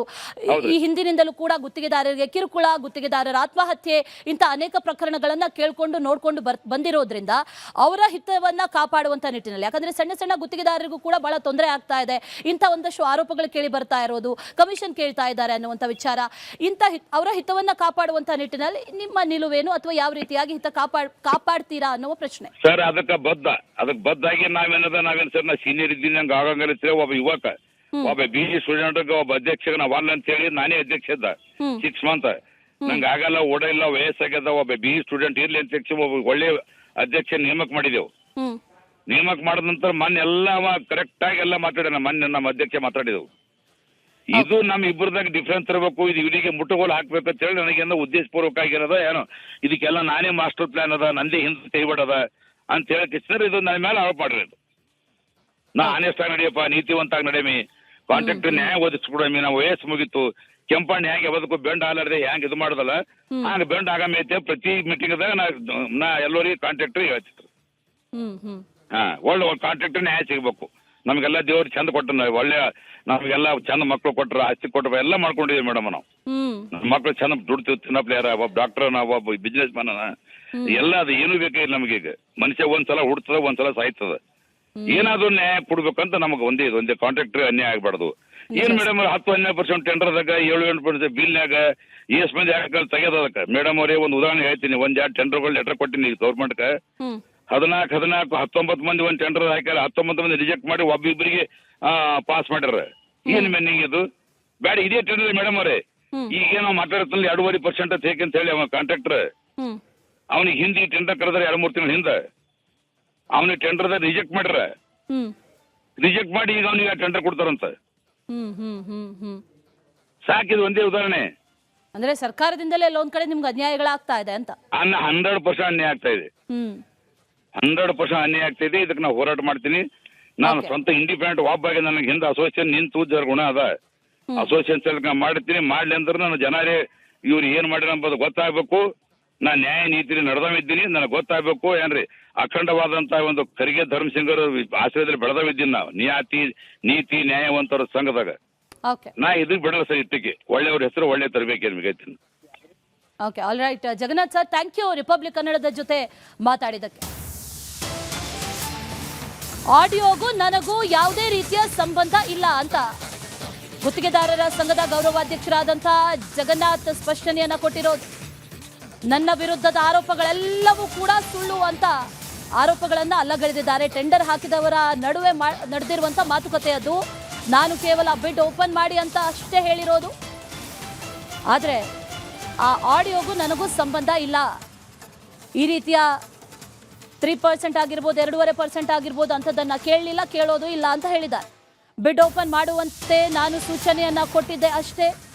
ಆದರೆ ಆ ಆಡಿಯೋಗೂ ನನಗೂ ಸಂಬಂಧ ಇಲ್ಲ, ನಾನು ಕಮಿಷನ್ ಕೇಳಲಿಲ್ಲ ಅನ್ನುವಂಥದ್ದನ್ನ ಗುತ್ತಿಗೆದಾರರ ಸಂಘದ ಗೌರವಾಧ್ಯಕ್ಷರಾಗಿರುವಂತಹ ಜಗನ್ನಾಥ್ ಈಗ ಸ್ಪಷ್ಟನೆಯನ್ನ ಕೊಟ್ಟಿದ್ದಾರೆ. ಸಂಭಾಷಣೆ ನಡೆದಾಗ ನಾನು ಅಲ್ಲಿ ಇದ್ದಿದ್ದು ನಿಜ, ಅಲ್ಲಿ ಇದ್ದೆ, ನನ್ನ ಮುಂದೆಯೇ ಆಗಿರುವಂತಹ ಸಂಭಾಷಣೆ. ಆದರೆ ಅದು ಟೆಂಡರ್ ಕರೆದಿರೋರು ಮಾತಾಡಿರುವಂತಹ ಸಂಭಾಷಣೆಯ ಹೊರತು ಅದರಲ್ಲಿ ಆ ಪರ್ಸೆಂಟೇಜ್ ಕೇಳಿರೋದು ನಾನಲ್ಲ ಅನ್ನುವಂಥ ಕ್ಲಾರಿಟಿಯನ್ನ, ಸ್ಪಷ್ಟನೆಯನ್ನ ಈಗ ಜಗನ್ನಾಥ್ ಕೊಟ್ಟಿದ್ದಾರೆ. ಇನ್ನುಳಿದ ಸುದ್ದಿಗಳನ್ನ ನ್ಯಾಷನಲ್ ಟಾಪ್ 5 ನಲ್ಲಿ ನೋಡ್ತಾ ಹೋಗೋಣ ಬನ್ನಿ. ಅಮೆರಿಕದ ಸುಂಕ ಸಮರದಲ್ಲಿ ಭಾರತಕ್ಕೆ ಅತಿ ದೊಡ್ಡ ಜಯ ಸಿಕ್ಕಿದೆ. ಪ್ರಧಾನಿ ನರೇಂದ್ರ ಮೋದಿ ಅವರ ಜೊತೆ ಫೋನ್ನಲ್ಲಿ ಮಾತುಕತೆ ನಡೆಸಿದಂತ ಅಮೆರಿಕ ಅಧ್ಯಕ್ಷ ಟ್ರಂಪ್ ಸರ್ಪ್ರೈಸ್ ನೀಡಿದ್ದಾರೆ. ಭಾರತ ಯುರೋಪ್ ಮತ್ತು ಅರಬ್ ಲೀಗ್ ಟ್ರೇಡ್ ಲೀಗ್ ಮಾಡಿಕೊಳ್ತಾ ಇದ್ದಂತೆ ಎಚ್ಚೆತ್ತುಕೊಂಡಿರುವಂತಹ ಡೊನಾಲ್ಡ್ ಟ್ರಂಪ್ ಭಾರತದ ಜೊತೆಗೆ ವ್ಯಾಪಾರ ಒಪ್ಪಂದವನ್ನ ಘೋಷಿಸಿದ್ದಾರೆ. ಭಾರತದ ಮೇಲೆ ಹೇರಲಾಗಿದ್ದಂತಹ ದುಬಾರಿ ಸುಂಕವನ್ನ ಕಡಿಮೆ ಮಾಡಿದ್ದು 25% ಸುಂಕವನ್ನ 18% ಇಳಿಸಿದ. ಭಾರತದ ಮೇಲಿನ 25% ಸುಂಕವನ್ನು 18% ಇಳಿಸುವುದಾಗಿ ಅಮೆರಿಕ ಅಧ್ಯಕ್ಷ ಡೊನಾಲ್ಡ್ ಟ್ರಂಪ್ ಘೋಷಿಸಿದ್ದಾರೆ. ಅಲ್ಲದೆ ಈ ಸುಂಕವನ್ನು ಶೂನ್ಯಕ್ಕೆ ಇಳಿಸುವ ಗುರಿ ನಮ್ಮ ಮುಂದಿದೆ ಅಂತ ಕೂಡ ಹೇಳಿದ್ದಾರೆ. ಇದಕ್ಕೆ ಪ್ರಧಾನಿ ಮೋದಿ ಧನ್ಯವಾದ ತಿಳಿಸಿದ್ದಾರೆ. ಭಾರತೀಯ ಸರಕುಗಳ ಮೇಲಿನ ಸುಂಕವನ್ನು 25% 18% ಇಳಿಸಿದ್ದಕ್ಕಾಗಿ ಭಾರತದ 1.4 ಬಿಲಿಯನ್ ಜನರ ಪರವಾಗಿ ಧನ್ಯವಾದ ಅರ್ಪಿಸಿರುವುದಾಗಿ ಪ್ರಧಾನಿ ಮೋದಿ ಎಕ್ಸ್ನಲ್ಲಿ ಪೋಸ್ಟ್ ಮಾಡಿದ್ದಾರೆ. ಖ್ಯಾತ ಉದ್ಯಮಿ ಸಿಜರಾಯ್ ಆತ್ಮಹತ್ಯೆ ಪ್ರಕರಣಕ್ಕೆ ಸಂಬಂಧಪಟ್ಟಂತೆ ಎಸ್ಐಟಿ ತನಿಖೆಯನ್ನು ಚುರುಕುಗೊಳಿಸಿದೆ. ಸಾವಿನ ತನಿಖೆಗೆ ಇಳಿದಂತ ಎಸ್ಐಟಿ ರಾಯ್ ಅವರ 8ಕ್ಕೂ ಹೆಚ್ಚು ಉದ್ದಿಮೆಗಳ ಬಗ್ಗೆ ಮಾಹಿತಿಯನ್ನು ಕಲೆ ಹಾಕಿದೆ. ಹೀಗಾಗಿ ಎಸ್ಐಟಿ ಟೀಮ್ ಕೇರಳಕ್ಕೆ ತೆರಳಲು ಸಿದ್ಧತೆಯನ್ನು ನಡೆಸಿದೆ. ಈ ವೇಳೆ ಅಕ್ರಮ ಫ್ಲಾಟ್ಗಳನ್ನು ಮಾರಾಟ ಮಾಡಿ ತೆರಿಗೆ ವಂಚನೆ ಆರೋಪದ ವೇಳೆ ಯಾರಿಗೆ ಮಾರಾಟ ಮಾಡಿದ್ರು, ಎಷ್ಟು ತೆರಿಗೆ ವಂಚನೆ ಮಾಡಿದ್ರು ಅಂತ ಮಾಹಿತಿಯನ್ನು ಕಲೆ ಹಾಕಲಿದ್ದಾರೆ. ಇಂಧನ ನಿಯಂತ್ರಣ ಸ್ವಿಚ್ನಲ್ಲಿ ಸಮಸ್ಯೆ ಪತ್ತೆಯಾದ ನಂತರ air India Boeing 7878 dream liner ವಿಮಾನದ ಹಾರಾಟವನ್ನು ಸ್ಥಗಿತಗೊಳಿಸಲಾಗಿದೆ. ಈ ವಿಮಾನ ಲಂಡನ್ನಿಂದ ಬೆಂಗಳೂರಿನ ಕೆಂಪೇಗೌಡ ಅಂತಾರಾಷ್ಟ್ರೀಯ ವಿಮಾನ ನಿಲ್ದಾಣಕ್ಕೆ ಹೊರಟಿತ್ತು. AI-132 ವಿಮಾನವು ಲಂಡನ್ನ ಹಿಥ್ರೂ ವಿಮಾನ ನಿಲ್ದಾಣದಿಂದ ಬೆಂಗಳೂರಿಗೆ ಹಾರತಾ ಇತ್ತು. ಈ ವೇಳೆ ಪೈಲಟ್ ವಿಮಾನದ ಕಾರ್ಯವಿಧಾನವನ್ನು ಪರಿಶೀಲಿಸುವಾಗ ಫ್ಯೂಯಲ್ ಕಂಟ್ರೋಲ್ ಸ್ವಿಚ್ನಲ್ಲಿ ಸಮಸ್ಯೆ ಕಂಡುಬಂದಿತ್ತು. ತಕ್ಷಣ ಅವರು ಏರ್ ಇಂಡಿಯಾ ಅಧಿಕಾರಿಗಳಿಗೆ ಇದರ ಬಗ್ಗೆ ಮಾಹಿತಿ ನೀಡಿದ್ದಾರೆ. ತಕ್ಷಣ ಎಚ್ಚೆತ್ತುಕೊಂಡು ಅಧಿಕಾರಿಗಳು ಈ ವಿಮಾನದ ಹಾರಾಟವನ್ನು ರದ್ದುಗೊಳಿಸಿದ್ದಾರೆ. ಎನ್ಸಿಪಿ ನಾಯಕಿ ಸುನೇತ್ರಾ ಪವಾರ್ ಅವರನ್ನ ಮಹಾರಾಷ್ಟ್ರದ ಮುಖ್ಯಮಂತ್ರಿಯಾಗಿ ನೇಮಕ ಮಾಡಿರೋದ್ರ ತಂತ್ರದ ಹಿಂದೆ ಬಿಜೆಪಿ ನಾಯಕತ್ವದ ಕೈವಾಡ ಇದೆ ಅಂತ ಶಿವಸೇನೆಯ ಉದ್ಧವ್ ಬಣ ಆರೋಪಿಸಿದೆ. ಬಿಜೆಪಿ ನಾಯಕತ್ವ ಮತ್ತು ಎನ್ಸಿಪಿ ನಾಯಕರಾದಂಥ ಸುನಿಲ್ ತಟಕರೆ, ಪ್ರಫುಲ್ ಪಟೇಲ್ ಅವರಿಗೆ ಎನ್ಸಿಪಿ ಬಣಗಳ ವಿಲೀನ ಬೇಕಿಲ್ಲ ಅಂತ ಶಿವಸೇನಾ ಮುಖವಾಡಿ ಸಾಮ್ನಾದ ಸಂಪಾದಕೀಯದಲ್ಲಿ ಆರೋಪಿಸಲಾಗಿದೆ. ಸುನೇತ್ರಾ ಅವರು ಉಪಮುಖ್ಯಮಂತ್ರಿಯಾಗಿ ಪ್ರಮಾಣ ವಚನ ಸ್ವೀಕರಿಸುವ ಬಗ್ಗೆ ಸುಳಿವೇ ಇರಲಿಲ್ಲ ಅಂತ ಶರದ್ ಪವಾರ್ ಹೇಳಿದ್ದಾರೆ.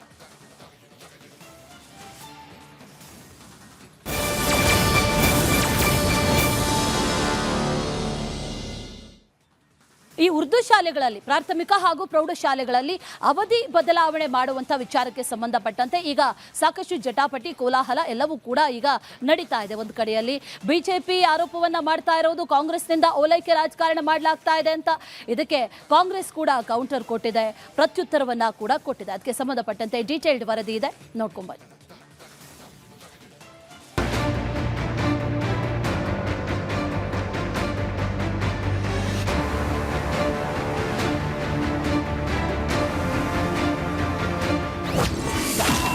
ಸರ್ಕಾರದಿಂದ ಮತ್ತೆ ಓಲೈಕೆ ರಾಜಕಾರಣ.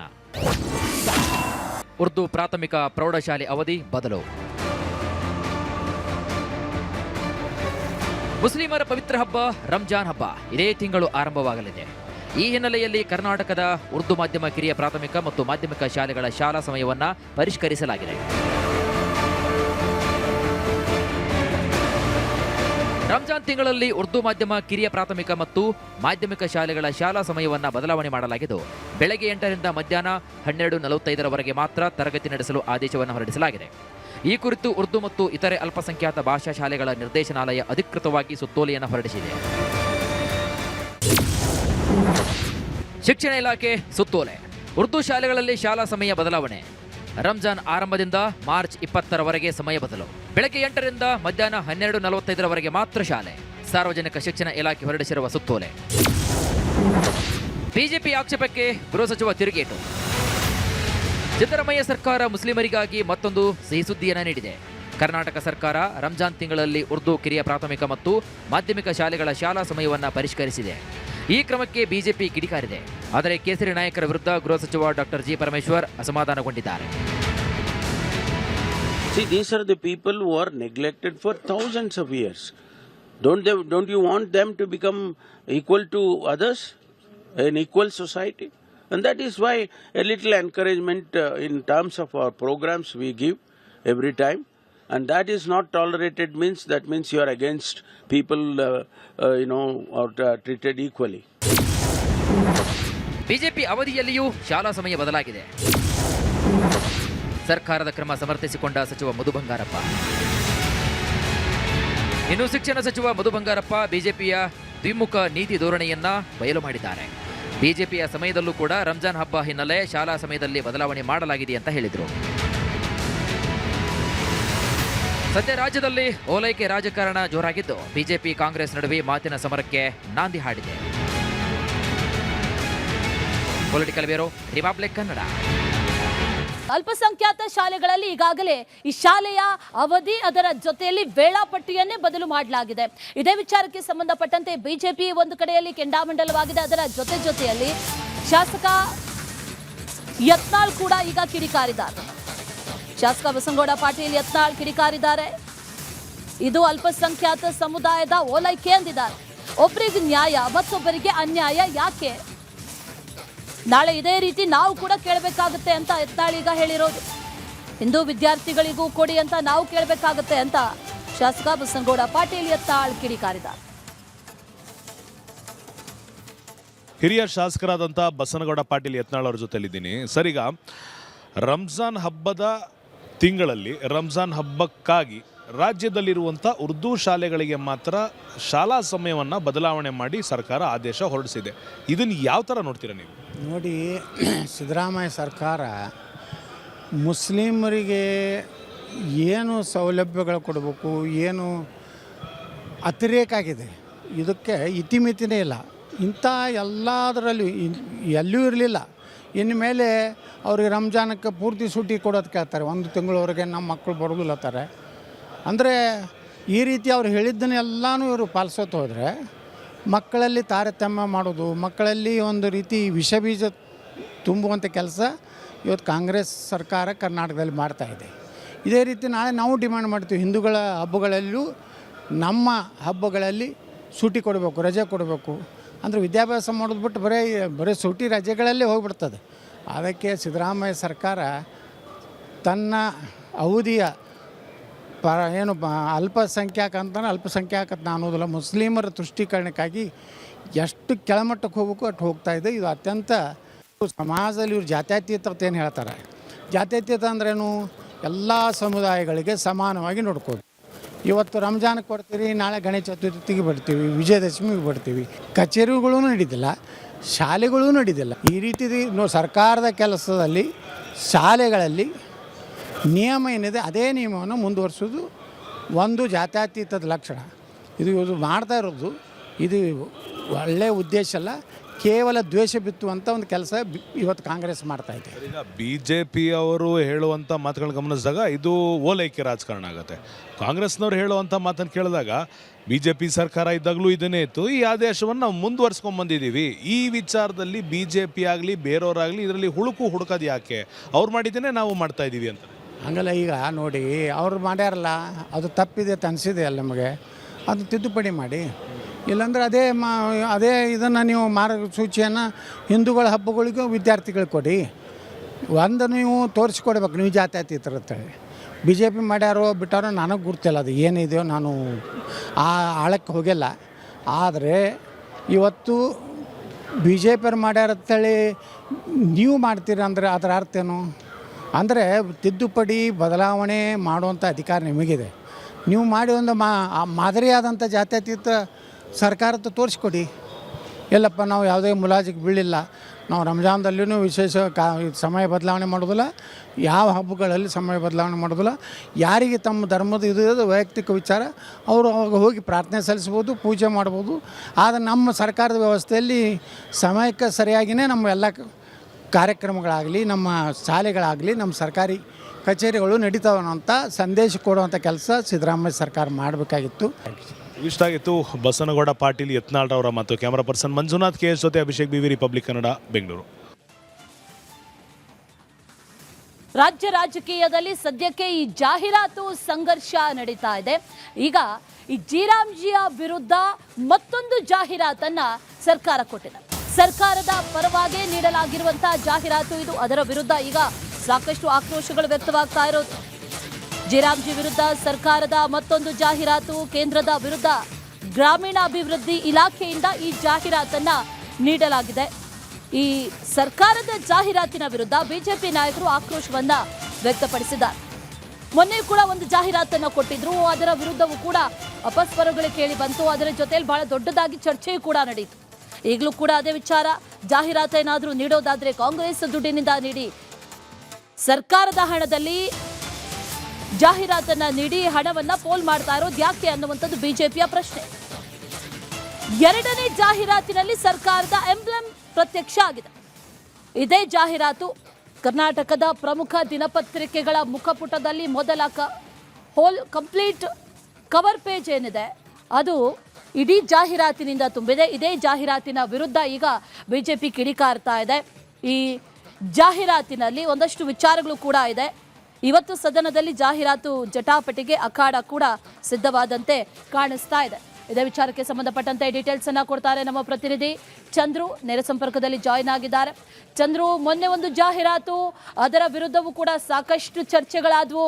ಇವತ್ತು ಮತ್ತೊಂದು ಫ್ರಂಟ್ ಪೇಜ್ ಆಡ್ ಕೊಟ್ಟಿದ್ದಾರೆ, ಅದರಲ್ಲಿ ಸರ್ಕಾರದ ಎಂಬ್ಲೆಮ್ ಇದೆ. ಸರ್ಕಾರದ ವಿರುದ್ಧ ಇವತ್ತು ಹಾಗಾದ್ರೆ BJPಯ ಸಮರ ಯಾವ ರೀತಿ ಆಗಿರುತ್ತೆ, ಡೀಟೇಲ್ಸ್ ಏನಿದೆ?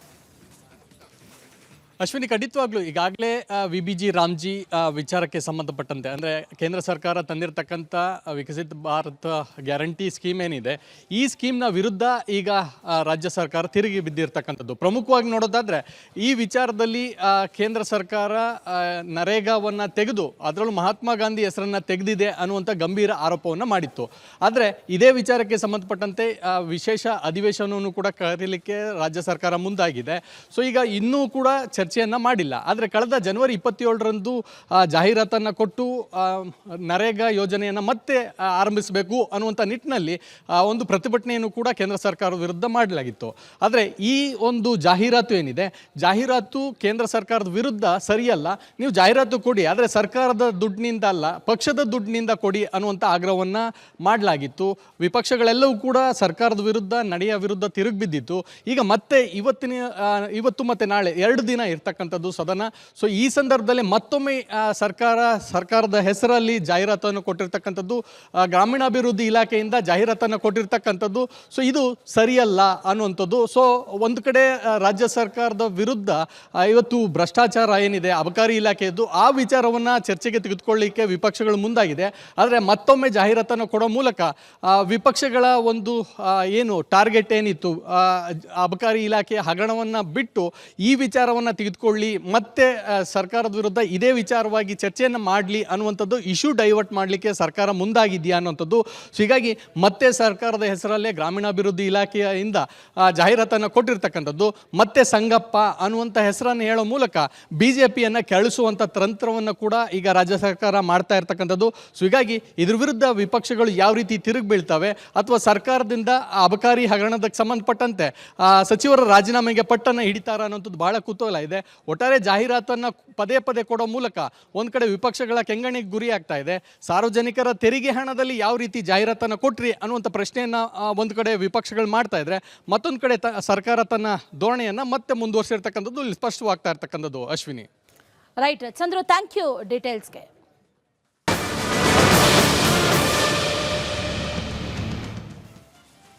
ಹಲವಾರು ರಾಜಕಾರಣಿಗಳಾಗಿರ್ಬೋದು, ಗಣ್ಯ ವ್ಯಕ್ತಿಗಳಾಗಿರ್ಬೋದು, ಅಂಥದ್ರಲ್ಲೇ ಯಾಕೆ ಸಾಮಾನ್ಯ ವ್ಯಕ್ತಿಗಳು ಕೂಡ ಒಂದಷ್ಟು ಅದೃಷ್ಟ ಸಂಖ್ಯೆಗಳನ್ನು ಬಲವಾಗಿ ನಂಬ್ತಾರೆ. ಅದೇ ರೀತಿಯಲ್ಲಿ CJ ರಾಯ್ ಕೂಡ ಒಂದು ಅದೃಷ್ಟ ಸಂಖ್ಯೆಯನ್ನು ಬಹಳವಾಗಿ ನಂಬಿದ್ರು. ಆದರೆ ಆ ಅದೃಷ್ಟ ಸಂಖ್ಯೆಯೇ ಅವರಿಗೆ ಮುಳುವಾಯ್ತಾ ಅನ್ನುವಂಥ ಪ್ರಶ್ನೆ ಈಗ ಕಾಡ್ತಾ ಇದೆ. CJ ರಾಯ್ ಅವರ ಪ್ರಕಾರ ಅವರ ಅದೃಷ್ಟ ಸಂಖ್ಯೆ ನಂಬರ್ 3.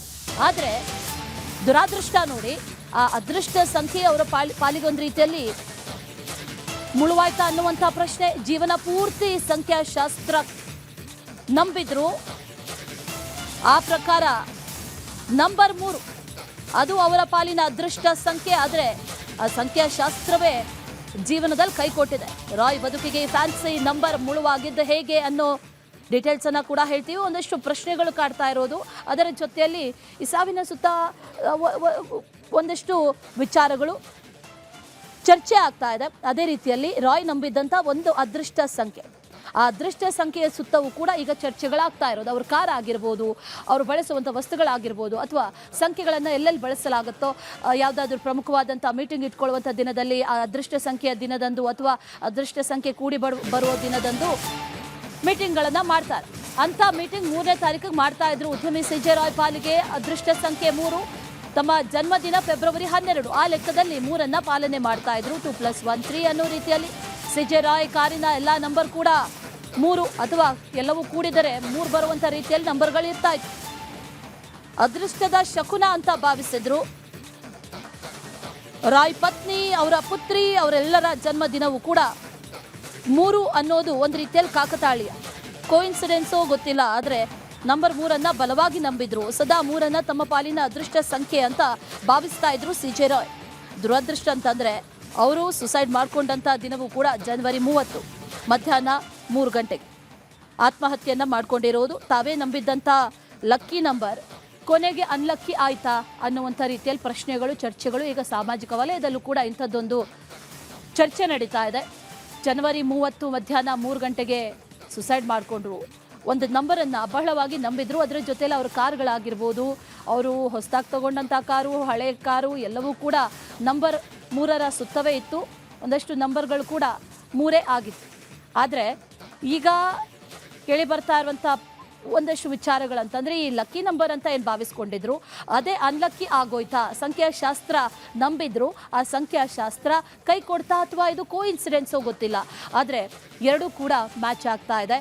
ರಾಯ್ ಪತ್ನಿ ಹಾಗೆ ಅವರ ಪುತ್ರಿ, ಅವರ ಜನ್ಮದಿನವೂ ಕೂಡ 3ನೇ ತಾರೀಕು, ಹಾಗೆ ಫೆಬ್ರವರಿ 12 ರಾಯ್ ಅವರ ಜನ್ಮದಿನ, ಅದು ಕೂಡ 2+2+1 3 ಅನ್ನುವಂಥ ರೀತಿಯಲ್ಲಿ 3 ಅವರ ಪಾಲಿನ ಅದೃಷ್ಟ ಸಂಖ್ಯೆಯಾಗಿತ್ತು.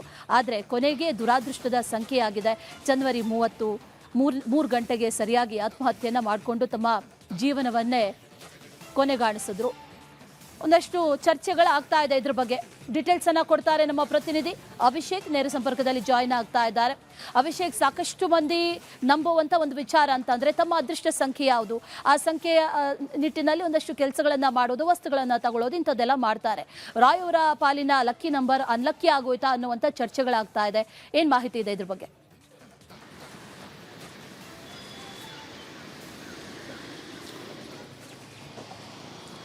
ಎಸ್, ಈಗಾಗಲೇ ಈ ರೀತಿಯಾದಂತಹ ಒಂದು ಚರ್ಚೆಗಳು ನಡೀತಾನೆ ಇದೆ. ಈಗಾಗಲೇ ಈ ಸಂಬಂಧವಾಗಿ ಸಾಕಷ್ಟು ವಿಚಾರಗಳು ಕೂಡ ಕೇಳಿ ಬರ್ತಾ ಇರುವಂಥದ್ದು. ಅಂದರೆ ಈ ಒಂದು ಪ್ರಕರಣಕ್ಕೆ ಸಂಬಂಧಿಸಿದಂತೆ ಅವರ ಟೈಮಿಂಗ್ಸ್ಗಳೇನಿದ್ದಾವೆ ಅದೆಲ್ಲವೂ ಕೂಡ ಇಲ್ಲಿ ಮ್ಯಾಚ್ ಆಗ್ತಾ ಇರುವಂಥದ್ದು. ಮತ್ತು ಸದ್ಯ ಈ ವಿಚಾರದ ಬಗ್ಗೆ ಈಗಾಗಲೇ ಏನು SIT ಅಧಿಕಾರಿಗಳು ತನಿಖೆಯನ್ನು ಕೂಡ ನಡೆಸ್ತಾ ಇದ್ದಾರೆ. ಮತ್ತು ಈ ಸಂಬಂಧವಾಗಿ ಅಂದರೆ ಈಗ ಏನು ಒಂದು ಪ್ರೋಸೆಸ್ ಏನಿದೆ ಆ ಪ್ರೋಸೆಸ್ ಅನ್ವಯವಾಗಿ ಸಾಕಷ್ಟು ಅಂದರೆ ಅವರ ಕುಟುಂಬಸ್ಥರಿಂದಲೂ ಕೂಡ ಸಾಕಷ್ಟು ಒಂದು ಮಾಹಿತಿಯನ್ನು ಪಡೆದುಕೊಳ್ಳುವಂತಹ ಒಂದು ಕೆಲಸಗಳನ್ನು ಕೂಡ ಈಗಾಗಲೇ ಮಾಡ್ತಾ ಇರುವಂಥದ್ದು. ಈ ಸಂಬಂಧವಾಗಿ ಇಂದು ಕೂಡ ಅವರ ಫ್ಯಾಮಿಲಿ ಏನಿದೆ ಆ ಫ್ಯಾಮಿಲಿಯನ್ನು ಕರೆಸಿ ವಿಚಾರಣೆಯನ್ನು ನಡೆಸುವಂಥದ್ದು. ಮತ್ತು ಹಲವು ಅವರ ಹಸ್ತಾಕ್ಷರಗಳೇನಿದೆ ಆ ಹಸ್ತಾಕ್ಷರಗಳನ್ನು ಕೂಡ ತಮ್ಮ ಒಂದು ತೆಗೆದುಕೊಂಡು, ಅಂದರೆ ಅವರ ಇಲ್ಲಿಯವರೆಗೆ ಈ ಹಿಂದೆ ಇದ್ದಂತಹ ಒಂದಷ್ಟು ಪೇಪರ್ಗಳಲ್ಲಿ ಏನಿದೆ ಅದರ ಸ್ಯಾಂಪಲ್ಸ್ಗಳನ್ನು ತೆಗೆದುಕೊಳ್ಳುವಂತಹ ಕೆಲಸವನ್ನು ಕೂಡ ಈಗಾಗಲೇ ಮಾಡ್ತಾ ಇದ್ದಾರೆ. Lakshmi. Right Abhishek, thank you ಡೀಟೇಲ್ಸ್ಗೆ.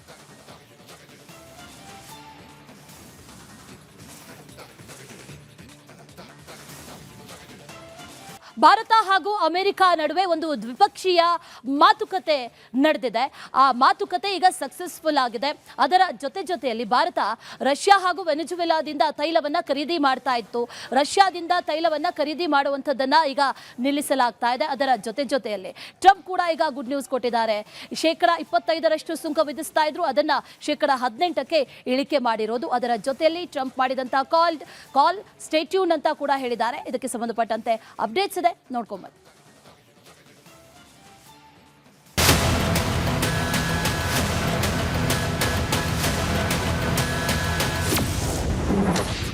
ಭಾರತ ಅಮೆರಿಕ ಐತಿಹಾಸಿಕ ವ್ಯಾಪಾರ ಒಪ್ಪಂದ.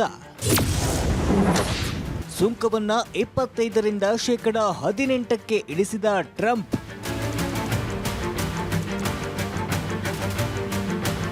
ಭಾರತಕ್ಕೆ ಬಹುದೊಡ್ಡ ಗೆಲುವು. ಜಾಗತಿಕ ಸಮರದಲ್ಲಿ ಮೋದಿ ಪಡೆ ಗೆದ್ದು ಬಿಗಿದ್ರೆ ಮಂದಬುದ್ಧಿ ಮಾನವ ಟ್ರಂಪ್ ಸ್ವಲ್ಪ ಮಟ್ಟಿಗೆ ಮಂಡಿಯೂರಿದ್ದಾನೆ. ಯುರೋಪ್ ಟ್ರೇಡ್ ಒಪ್ಪಂದ ಹಾಗೂ ಅರಬ್ ಲೀಗ್ ಟ್ರೇಡ್ ಜೊತೆ ಭಾರತ ಒಪ್ಪಂದ ಮಾಡಿಕೊಳ್ತಿದ್ದಂತೆ ಅಮೆರಿಕ ಅಧ್ಯಕ್ಷ ತಲೆಬಾಗುವಂತೆ ಆಗಿದೆ.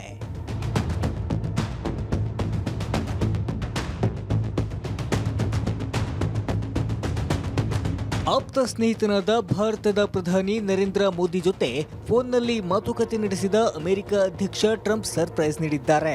ಭಾರತದ ಮೇಲೆ ಹೇರಲಾಗಿದ್ದ ದುಬಾರಿ ಸುಂಕವನ್ನ ಕಡಿಮೆ ಮಾಡಿದ್ದು 25%ರಷ್ಟಿದ್ದ ಸುಂಕವನ್ನ 18% ಇಳಿಸಿದ್ದಾರೆ.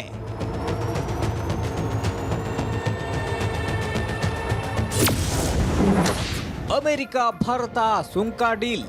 ಪ್ರಧಾನಿ ನರೇಂದ್ರ ಮೋದಿ ಅವರ ಜೊತೆ ಅಮೆರಿಕ ಅಧ್ಯಕ್ಷ ಟ್ರಂಪ್ ಫೋನ್ನಲ್ಲಿ ಮಾತುಕತೆ ನಡೆಸಿದ್ದಾರೆ. ಇಬ್ಬರ ನಡುವಿನ ಮಾತುಕತೆಯನ್ನ ಟ್ರಂಪ್ ಪೋಸ್ಟ್ನಲ್ಲಿ ಹಂಚಿಕೊಂಡಿದ್ದಾರೆ.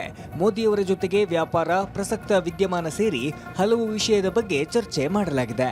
ರಷ್ಯಾ ಮತ್ತು ಉಕ್ರೇನ್ ನಡುವಿನ ಯುದ್ಧವನ್ನ ಕೊನೆಗೊಳಿಸುವುದು ಸೇರಿದಂತೆ ಭಾರತ ರಷ್ಯಾದಿಂದ ತೈಲ ಖರೀದಿಸುವುದನ್ನು ನಿಲ್ಲಿಸಲಿದೆ. ರಷ್ಯಾದ ಬದಲಾಗಿ ಅಮೆರಿಕ ಮತ್ತು ವೆನೆಜುವೆಲಾದಿಂದ ಭಾರತ ಕಚ್ಚಾ ತೈಲವನ್ನ ಖರೀದಿಸಲಿದೆ. ಭಾರತ ಅಮೆರಿಕದಿಂದ ಬಹುತೇಕ ಎಲ್ಲವನ್ನೂ ಖರೀದಿಸಲಿದೆ. ಭವಿಷ್ಯದಲ್ಲಿ ಭಾರತದ ಮೇಲಿನ ಸುಂಕಗಳನ್ನು ಮತ್ತಷ್ಟು ಕಡಿಮೆ ಮಾಡಲಾಗುವುದು. ಕಡಿಮೆಯಾದ ಸುಂಕ ದರಗಳು ತಕ್ಷಣವೇ ಜಾರಿಗೆ ಬರಲಿದೆ ಎಂದು ಹೇಳಿದ್ದಾರೆ.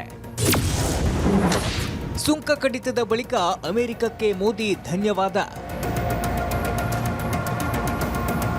ಭಾರತದ ಮೇಲಿನ ಸುಂಕವನ್ನ 25%ರಿಂದ 18% ಇಳಿಸುವುದಾಗಿ ಅಮೆರಿಕ ಘೋಷಿಸಿದೆ.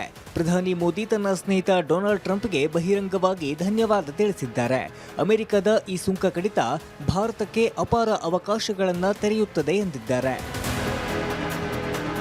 ಒಟ್ಟಾರೆ ಏಟಿಗೆ ಎದುರೇಟು ಎಂಬಂತೆ ಟ್ರಂಪ್ ಸಮರಕ್ಕೆ ಭಾರತ ಸಖತ್ತಾಗಿ ಟಕ್ಕರ್ ಕೊಟ್ಟಿದೆ. ತಾನೊಬ್ಬನೇ ಬಾಸ್ ಎಂದು ಬೀಗುತ್ತಿದ್ದ ಅಮೆರಿಕ ತೆರಿಗೆ ಯುದ್ಧದಲ್ಲಿ ಬೆತ್ತಲಾಗಿದೆ. ತಾನೇ ಸರಿದ್ದ ಸಮರವನ್ನ ತಾನೇ ಬ್ರೇಕ್ ಮಾಡುವ ಮೂಲಕ ವಿಶ್ವ ಮಟ್ಟದಲ್ಲಿ ಮತ್ತೆ ಮಾನ ಹರಾಜು ಮಾಡಿಕೊಂಡಿದೆ. News desk, republic Kannada. ಇದರ ಕೆಂಪು ಬಣ್ಣ ಅದ್ಭುತ, ಖಾರ ಕಡಿಮೆ ಆದರೂ ರುಚಿಕರ. MDH ಕಾಶ್ಮೀರಿ.